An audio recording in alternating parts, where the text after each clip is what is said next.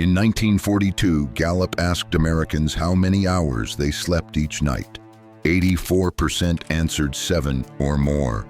Decades later, that number dropped to 59%, and the national average for sleep in American households fell by more than a full hour. Something changed between then and now. But it wasn't one thing. It was 20 things, 20 ordinary habits baked into daily life during the 1950s that most families practiced without thinking twice. And nearly every one of them has quietly disappeared. So what were they, and why did they work so well? Number 1. Dinner by 6 o'clock. In most households in the 1950s, the evening meal hit the table between 5 and 6 in the evening. Fathers came home from work, children came in from the yard, and the family sat down together while daylight still came through the kitchen window. There wasn't any cultural expectation of eating at 8 or 9 at night. Modern circadian research now shows that eating your last meal at least 2 to 3 hours before sleep allows digestion to wind down before the body shifts into its nighttime repair cycle. When you eat late, insulin and blood glucose stay elevated. During the hours your metabolism is naturally slowing, and that disrupts the transition into deep sleep. A study published in PLOS One found that a shorter gap between a person's last meal and bedtime was associated with longer sleep onset latency, meaning it simply took them longer to fall asleep. Families in the 1950s were aligning their meals with their biology, and they didn't know a single thing about circadian rhythms. Number 2. Walking everywhere. Before suburbs sprawled and two-car garages became standard, most neighborhoods had a corner grocery, a local pharmacy, a butcher shop, and a post office within walking distance. Women in particular made multiple walking trips each day, carrying baskets from one small shop to the next. If the basket was full, they'd walk home and go back for a second trip. That kind of low-intensity movement throughout the day kept the body physically tired in a way that a 1-hour gym session after 8 hours at a desk simply can't replicate. And physical fatigue remains among the strongest signals the body uses to initiate quality sleep. But here's the detail that makes this even more interesting. Number 3.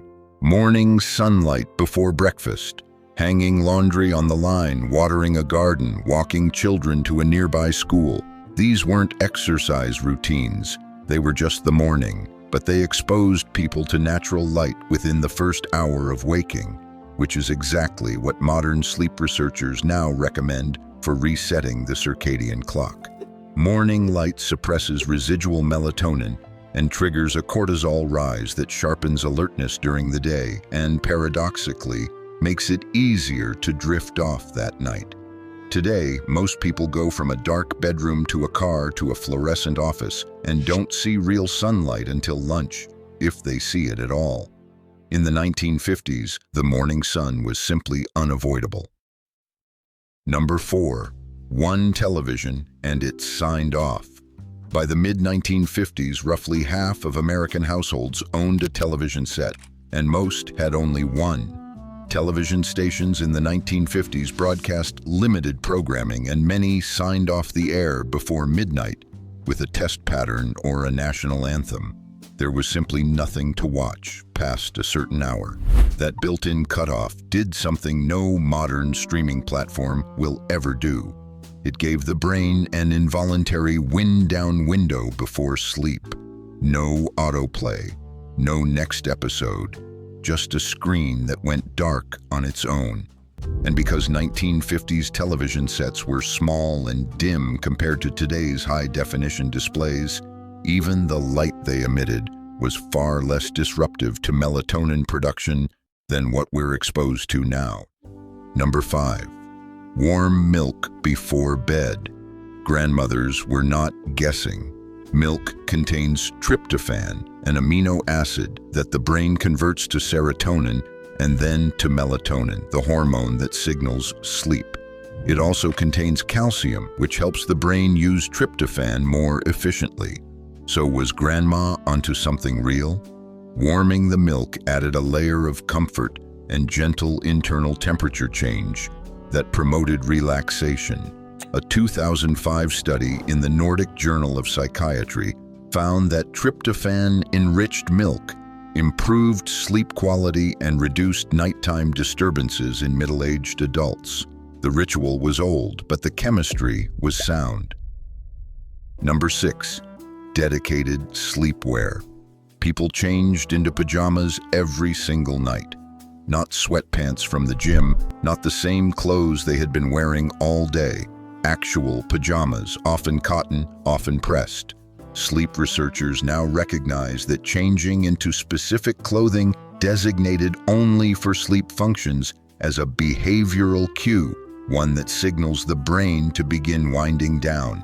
It's the adult equivalent of a child's bedtime routine, and it works for the same psychological reason. But the next habit on this list did even more for sleep than most people realize. Number 7. Physically demanding housework. Washing clothes by hand or with early wringer machines. Beating rugs, scrubbing floors on hands and knees. Hanging heavy wet sheets on a clothesline.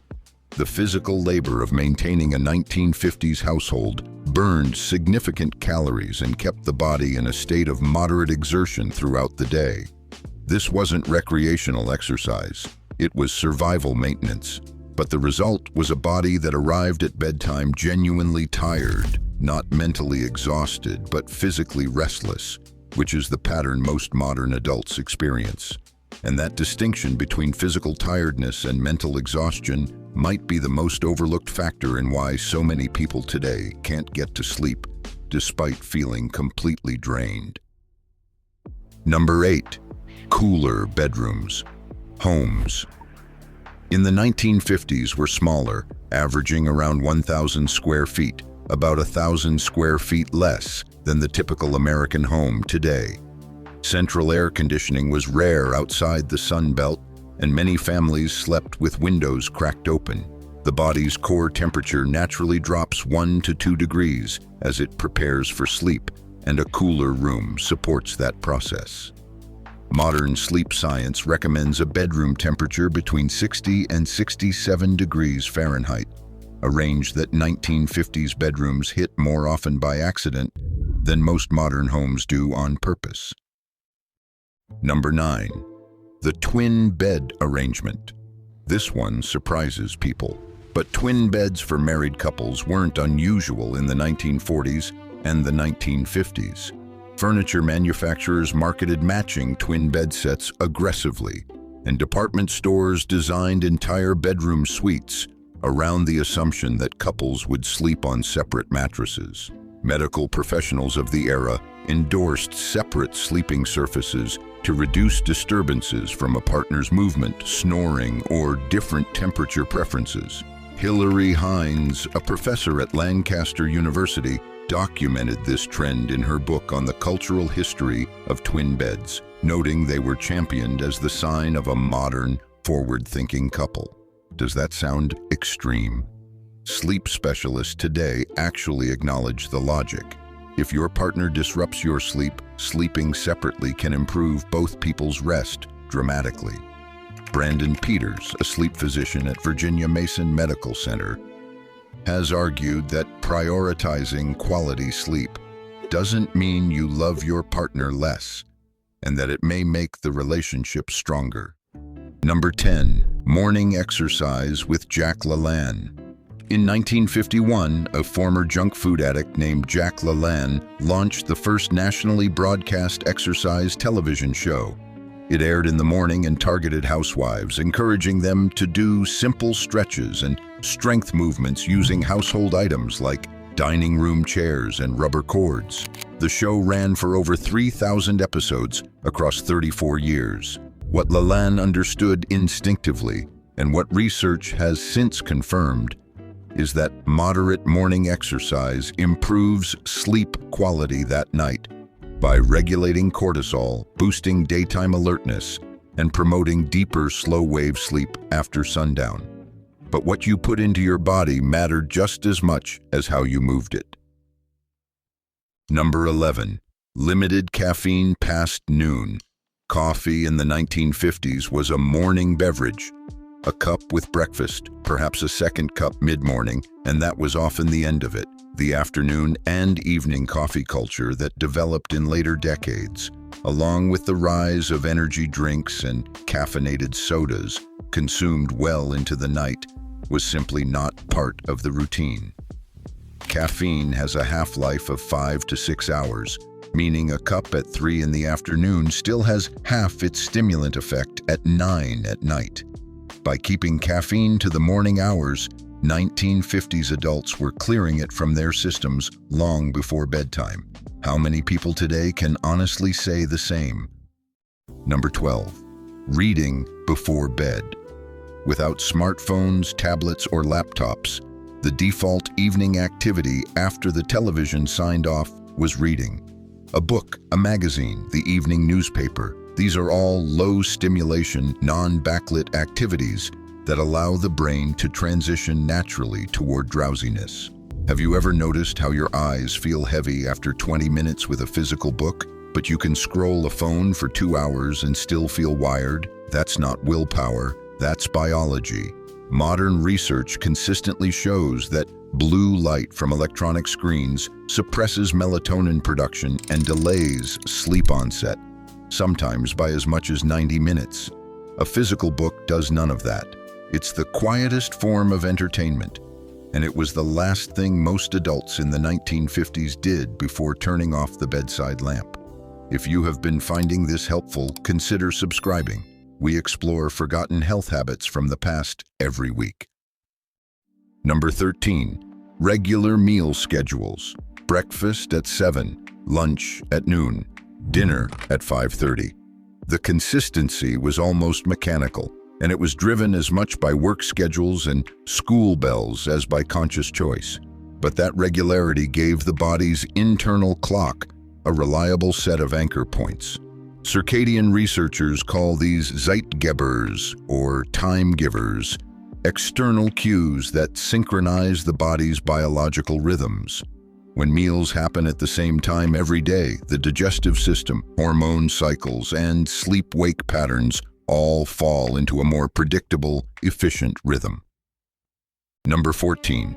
Afternoon time outdoors. Gardening wasn't a hobby in the 1950s. It was a household practice. Backyard vegetable patches, flower beds along the front walk, mowing with a push mower that had no engine. These activities put people outside in natural afternoon light, which supported vitamin D production and serotonin synthesis. Why does that matter for sleep? Because serotonin is the precursor to melatonin, so the more the body produces during daylight hours, the more raw material it has to convert once darkness falls. People who spend their entire day indoors under fluorescent lighting are essentially starving their brain of the ingredients it needs to manufacture its own sleep hormone. Number 15. Evening radio as wind down. Before television dominated the living room, and for many families, even alongside early television, the radio was the evening companion. Radio dramas, comedy programs, and music broadcasts engaged the imagination without flooding the eyes with stimulating light. Think about the difference for a moment. When you listen to a story, your brain creates the images itself, at its own pace, in its own way. When you watch a screen, your brain is receiving high-speed visual input that it has to process constantly. Listening to audio content in a dimly lit room is closer to a meditative state than watching a high-definition screen, and it allowed the brain to begin its natural transition toward sleep while still providing entertainment. It's no accident that sleep podcasts and audio stories have become a rapidly growing category of sleep aids in recent years. Would it surprise you to learn that the 1950s had the same idea, just delivered through a different box? Number 16. Smaller portions at dinner.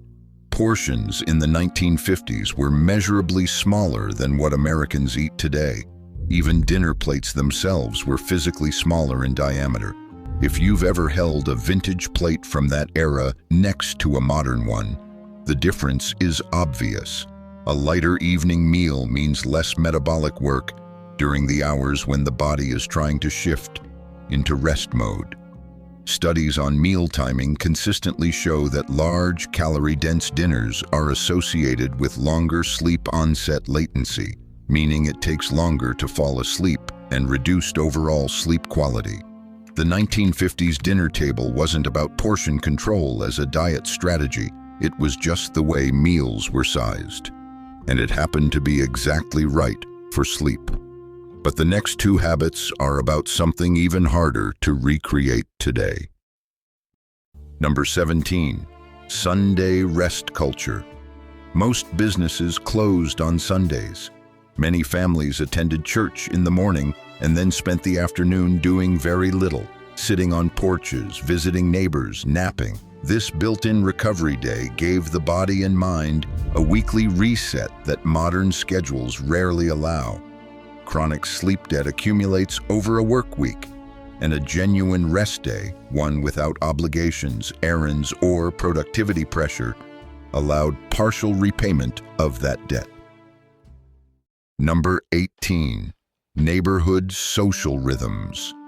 When most of a neighborhood operated on the same schedule, going to bed early wasn't a personal discipline, it was a social norm. Lights went off on the block within the same hour. Streets were quiet by 9 or 10 at night.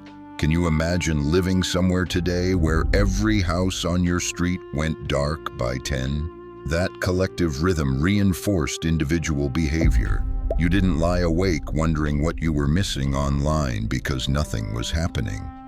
The environmental quiet was as much a sleep aid as any habit on this list. And it's one of the hardest to recreate in a world where your neighbor's television glows through the curtains until well past midnight. Number 19, the absence of the snooze button. Alarm clocks in the 1950s rang with a mechanical bell. There was no snooze function. You woke up, you got up, and your day started at the same time every morning. It sounds brutal, but it was actually better for you. Modern sleep research shows that fragmented sleep caused by repeated snooze cycles actually increases grogginess and reduces cognitive performance, compared to simply setting the alarm for the time you intend to wake and getting up immediately. Each time you hit snooze and drift back to sleep, your brain starts a new sleep cycle it can't finish, leaving you groggier than if you'd just gotten up the first time. Does that sound familiar? The 1950s alarm clock, annoying as it was, enforced a cleaner waking pattern that left people more alert from the moment their feet hit the floor. And the final habit on this list ties everything together. Number 20, consistent bedtimes for adults, not just children. This is perhaps the least glamorous habit on the list, but it may be the most important. In a culture where evening entertainment options were limited, where the neighborhood went dark early, and where morning routines demanded an early start, most adults went to bed within the same 30-minute window every night. Sleep science calls this sleep regularity, and recent research ranks it as one of the strongest predictors of both sleep quality and long-term health outcomes. It wasn't willpower or discipline. The consistency was simply the shape of a 1950s day, and the body responded to that consistency by doing exactly what it was designed to do. Fall asleep quickly, stay asleep deeply, and wake up without an alarm feeling ready for the morning.